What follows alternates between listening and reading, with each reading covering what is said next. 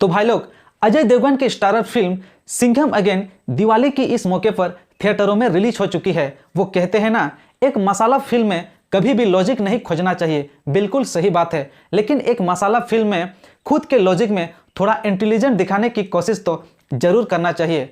रोहित शेट्टी की cop universe की Singham again एक ग्रैंड फिल्म बनाने की कोशिश और उन्हें जोड़कर संभालकर एक अच्छी फिल्म बनाने की कोशिश एक बार फिर से नाकाम नजर आती है। रिव्यू करेंगे आज की वीडियो में रोहित शेट्टी के डायरेक्शन में बनी अजय देवगन की स्टार्टर फिल्म सिंघम अगेन को। अगर आपको सिंघम अगेन का 5 मिनट का ट्रेलर अच्छा लगा है तो आप इसको 30-35 गुना कर दीजिए, सिंघम अगेन बन जाएगी। जैसे कि आप सबको पता है कि हमारे रोहित शेट्टी भाई साहब गाड़ियां उड़ाते हैं। कोरोना वैक्सीन या ओलंपिक विजेता पर फिल्म तो बनाएंगे नहीं, इसलिए वो इस मूवी में भी गाड़ियां को खूब उड़ाते हैं। गाड़ियां प्लेन के ऊपर से उड़ती हैं, हेलीकॉप्टर के ऊपर से उड़ाते हैं। मानो ऐसा लगता है कि फिजिक्स और ग्रेविटी की आत्मा भी तड़पती होगी, यानी कि उसकी मां बहन कर दी गई है। यहाँ पर न्यूटन चचा भी इस सब को देखकर बहुत दुखी होंगे। अगर आपको इस मूवी के बारे में एक वाकया में बता दूं तो ये मूवी आपको अच्छी तभी लगेगी जब आप अपने दिमाग को घर पर और सितारों को पर्दे पर देखने के लिए जाएंगे, वरना ये मूवी आपके लिए टाइम की बर्बादी है। जैसे कि ट्रेलर में ही कहानी बता दी गई थी कि सिंघम की पत्नी यानी कि करीना कपूर का किडनैप हो जाता है। जैसे कि रामायण में रावण ने सीता माता को उठा ले गया था, ठीक वैसे ही इस फिल्म में भी दिखाया गया है, यानी कि रामायण के रेफरेंसर लिए गए हैं। इसके बाद आप सबको पता है कि श्री राम ने क्या किया था, ठीक वैसे ही सिंघम साहब भी करते हैं, यानी कि अर्जुन कपूर की लंका से अपनी पत्नी को बचाने के लिए निकल पड़ते हैं और उसके साथ वो सारे सितारे उनका साथ देते हैं जो ऑलरेडी आपने रोहित शेट्टी की कई फिल्मों में देख चुके हैं। जैसे कि आप सबको पता है कि ट्रेलर में ही कहानी को बता दी गई है, तो इसमें कोई स्पॉइलर नहीं है। इस फिल्म को आप सिंघम अगेन का 2.5 घंटे का ट्रेलर कह सकते हैं। ओपनिंग बड़ा एवरेज है। अजय देवगन का एंट्री वही घिसे पिटे स्टाइल में होती है जैसे कि कई सारी फिल्मों में हीरो ने कर चुके हैं। इससे बढ़िया एंट्री तो उसकी फूल और कांटे में हुई थी। इसके बाद अर्जुन कपूर की एंट्री होती है और फिल्म आगे बढ़ती है और आप सोचते हैं कि क्यों सिंघम अगेन को बनाया गया। इससे अच्छा तो वो पहले वाली सिंघम ही अच्छी थी, देसी थी, इसलिए लोगों के दिल को छू गई। यहाँ बेकार के एक्शन मसाला को डाला गया है और सितारे को जबरदस्ती ठूसा गया है। कई सितारे तो सिर्फ ट्रेलर तक ही सीमित हैं। रामायण से इस कहानी को जोड़ा गया है जिसकी कोई जरूरत नहीं थी। हर चीज में राम के नाम का सहारा क्यों लेना। अब ये कहेंगे कि इसी बहाने रामायण की बातों का पता चल जाएगा, जो कि जस्टिफाई नहीं करता। अगर किसी को रामायण ही समझनी है तो कई सारे तरीके हैं, वो रोहित शेट्टी की फिल्म क्यों देखेगा। और ये बात तो आपके दिमाग में ऑलरेडी बैठ गया है कि ये रोहित शेट्टी की फिल्म है, इसलिए एक्शन सीन ठीक ठाक हैं और कुछ सीन फनी भी लगते हैं और कुछ डायलॉग क्रेजी भी लगते हैं। कुल मिलाकर सितारों का स्वैग और स्टाइल देखना है तो आप इस मूवी को देख सकते हैं।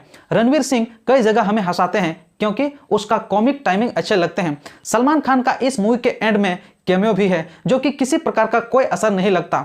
ऐसा क्यों कह रहा हूं मैं, ये आपको मूवी देखकर ही पता चलेगा। तो सिंघम अगेन की कहानी की शुरुआत होती है कश्मीर से, जहां पर बाजीराव सिंघम आतंकवाद का नामो निशान मिटा देते हैं।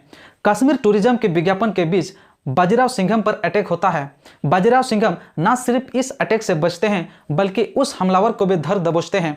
ये हमलावर कोई और नहीं बल्कि उमर हाफिज है, यानी कि जैकी श्रॉफ। और आगे जाकर उमर हाफिज यानी कि जैकी श्रॉफ सिंघम को बताते हैं कि उससे भी कोई और है जो उससे ज़्यादा खतरनाक है और वो आ रहा है, और इतना पता है कि वो तमिलनाडु से आ रहा है। और इसी बीच हमें मिनिस्टर बने रवि किशन को दिखाया जाता है और रवि किशन देश भर से आतंक को खत्म करने के लिए एक स्क्वाड बनाते हैं जिसका नाम है शिवा स्क्वाड।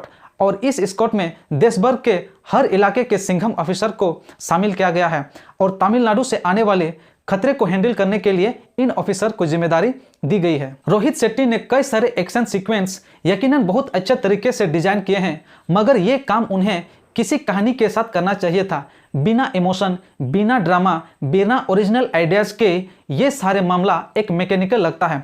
अजय देवगन की परफॉर्मेंस यकीनन हमें इस मूवी में बांधे रखती है और सिंघम मूवी के फ्रेंचाइजी के इस फ्रेंचाइजी में अजय देवगन की परफॉर्मेंस यानी कि उसकी एक्टिंग हमें दमदार नजर लगते हैं। और बाकी सभी एक्टर्स, करीना हो, दीपिका हो, रणवीर हो, टाइगर हो या अक्षय हो, ये सब बस अपने डायरेक्टर के विजन पर खड़ा उतरने के लिए दम लगाते नजर आते हैं, क्योंकि फिल्म का कॉन्सेप्ट ही इतना ओवरलोड है कि सेकेंड हाफ में बोरिंग लगने लगता है। स्क्रीन पर कुछ घट रहा है, गाड़ियां उड़ रही है, बम धमाके हो रहे हैं, लोग स्टन कर रहे हैं और आप पत्थर के स्टैचू की तरह आप सीट पर बैठे हुए रिएक्शन देखे जा रहे हैं।